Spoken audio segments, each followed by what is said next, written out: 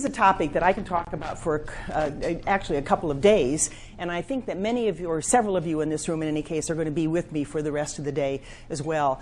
And my intention is that we'll use this first presentation as the foundation for what we will cover for the rest of the day, for those of you who are going to be with me.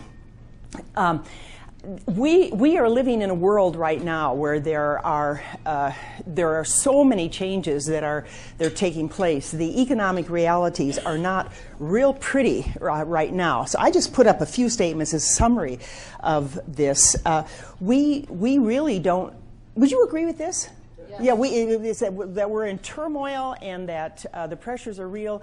And we really don't know how long they're going to last. I mean, there is some hope sitting there, but the reality is that we don't know what's going to happen. A second statement that I would make is that customers today expect more. Even though the economy is having some problems, customers expect more. They want the lowest prices possible. I mean, you can see this in terms of how people are shopping today. The 99-cent stores, Costco, Walmart are all doing better in this economy. They want fast, friendly service, and they still want organizations to deliver what they promise. So they want all of that. And finally, I would say it's during a volatile economy that organizational longevity is tested. I really do think that this is the time when you get to let people know just how good you are. And that has something to do with the complaints that you face. Now, I want to, and so that's what we're going to look at, is how do we keep that longevity going in this volatile economy? Are any of you worried about it? Yeah. Yeah, like all of us are, I think.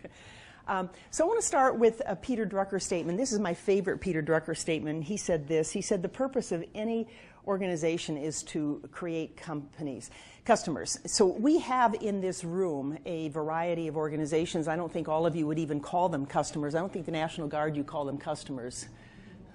What do you call them? You do call them customers?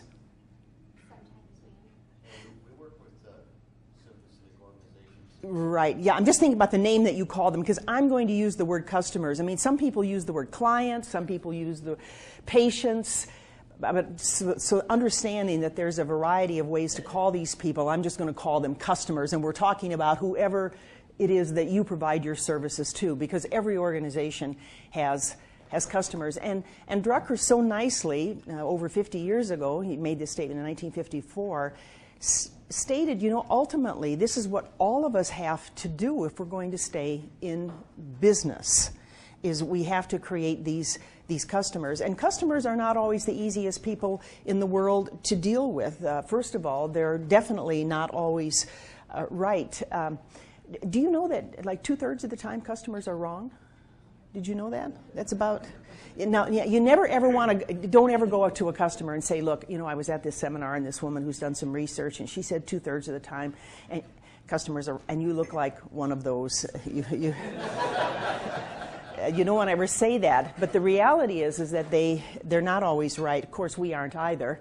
And they make mistakes just as we do, and they forget things just as we do, and they get confused just as we do, and they're always emotional, and this is why complaints are so difficult to handle, because the moment that you start complaining, there's always an edge of emotionality around it.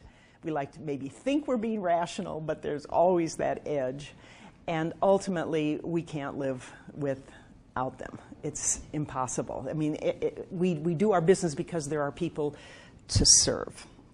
Now, my best statement that I want to show you is a Gandhi quote about customers. Did you know Gandhi talked about the customer? Did you know that? This is an old one. This was in the 1800s, 1892, 93. So it's well over 100 years old.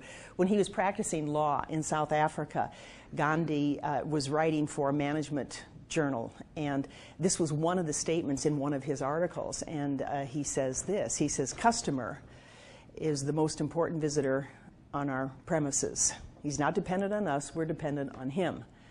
He's not an interruption on our work. You have to forgive him his sexist language. That's just how they spoke in those days. They didn't say he, she in those days. He's not an interruption on our work, he's the purpose of it. But boy, sometimes don't they feel like an interruption? Oh, absolutely. They feel that way.